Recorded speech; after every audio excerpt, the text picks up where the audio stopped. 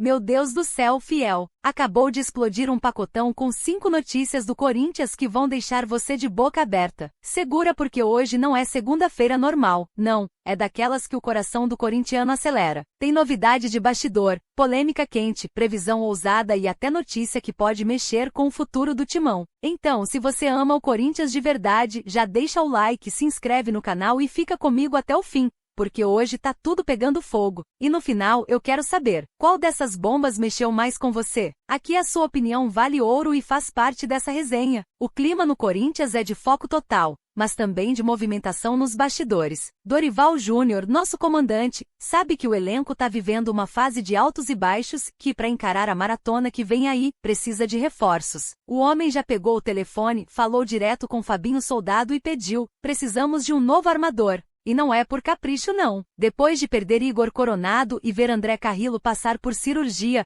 o setor de criação ficou carente. Hoje, o único meia de ofício é Rodrigo Garro. E se ele ficar suspenso ou machucar, a solução seria improvisar Breno Bidon ou até recuar Memphis Depay, que para piorar, também tá no departamento médico. Ou seja, a situação é delicada e qualquer deslize pode custar caro. Enquanto isso, a diretoria trabalha dentro das limitações financeiras. Vitinho já chegou e o nome de Renato Esgaio, que tá de saída do Sporting, em Portugal, ganha força como substituto de Léo Maná, emprestado ao Criciúma. Mas por enquanto não tem negociação avançada por nenhum meia armador. É só desejo e conversa interna, mas a necessidade é real, e o pedido de Dorival é claro, ou chega reforço ou o risco de ficar na mão aumenta. E é nesse clima que o Timão entra em campo nesta segunda-feira, 11, contra o Juventude, no estádio Alfredo Jaconi, pela 19ª rodada do Brasileirão. E olha, meus amigos, esse jogo não é só mais um na tabela, não. Primeiro, porque a gente vem embalado pela classificação heroica contra o Palmeiras na Copa Betano do Brasil,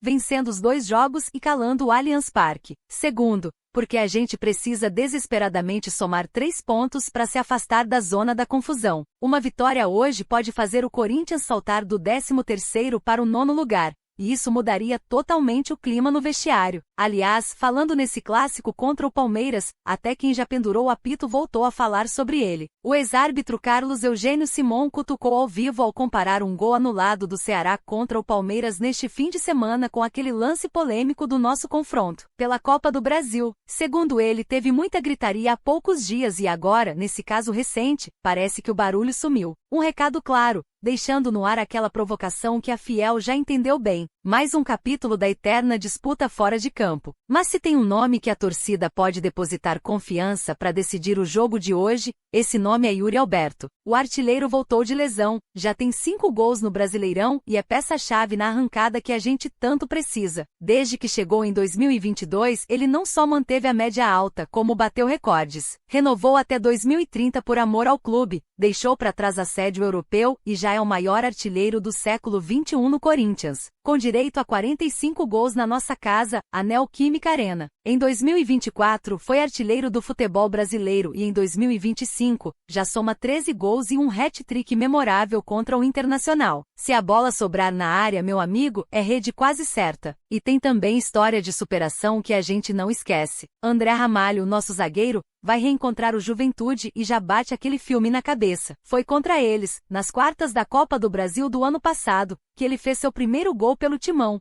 E não foi qualquer gol não, era o último lance, jogo indo pros pênaltis, ele machucado, mas foi lá e guardou. Gol da classificação, explosão da fiel e lágrimas de emoção no gramado. Como ele mesmo disse, foi o momento que mais senti emoção dentro de campo. E agora ele quer escrever outro capítulo feliz nessa história, lembrando que o foco é total no Brasileirão, sem se acomodar pelo que já passou. Dorival já tem em mente o time que vai a campo. Hugo Souza, Mateuzinho, André Ramalho, Gustavo Henrique e Matheus Bidu, Raniel José Martínez, Breno Bidon e Rodrigo Garro, Romero e Yuri Alberto. Uma formação que mescla força defensiva e aposta no poder de decisão do nosso camisa 9. Então, fiel, o cenário é esse. Um Corinthians que chega embalado por uma vitória histórica, mas que ainda busca regularidade no Brasileirão. Um treinador que pede reforços com urgência, polêmicas de arbitragem que continuam ecoando. Um artilheiro pronto para fazer história, e um zagueiro que carrega na memória um gol que simboliza raça, superação e amor à camisa. Agora, tudo isso se encontra hoje à noite, num jogo que pode ser divisor de águas para nossa temporada. E eu quero saber de você.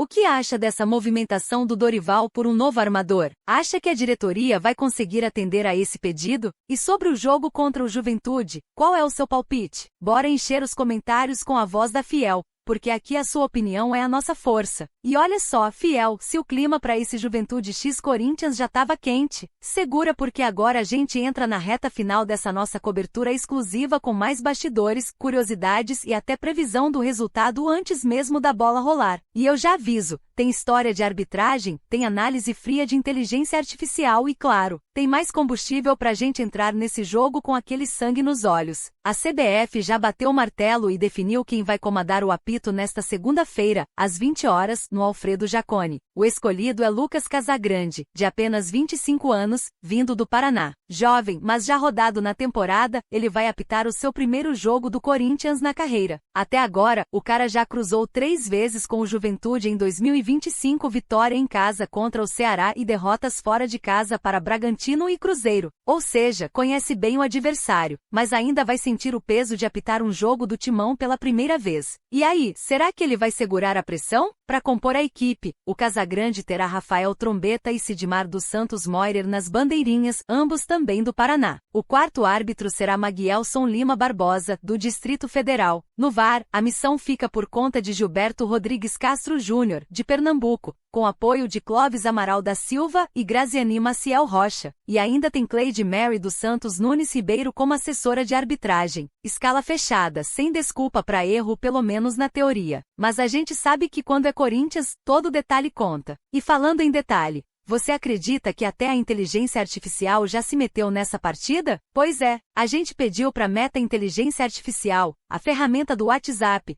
cravar um palpite pro jogo. E olha só o que a máquina disse, que o Corinthians tem tudo para dominar a posse, criar mais chances e usar a experiência para vencer, enquanto o Juventude vai tentar se fechar e apostar nos contra-ataques. No final, a previsão é seca, 2-0 pro Timão com autoridade fora de casa. A análise da inteligência artificial ainda destacou que mesmo com a força de jogar no Alfredo Jaconi, o Juventude não teria qualidade suficiente para segurar o nosso ataque. Agora, cá entre nós, seria lindo se essa previsão se confirmasse, né? Já pensou voltar de Caxias do Sul com 3 pontos e um placar desse peso? Seria exatamente o empurrão que a gente precisa para embalar no Brasileirão. E para esse duelo, as prováveis escalações já estão desenhadas. O Juventude deve vir com Gasto no gol, Reginaldo, Abner ou Marcos Paulo, Wilker e Hermes na defesa, Kaique, Jadson, Mandaca e Nenê ou Batala no meio, Veron e Gilberto no ataque. Já o timão de Dorival Júnior deve ir com Hugo Souza,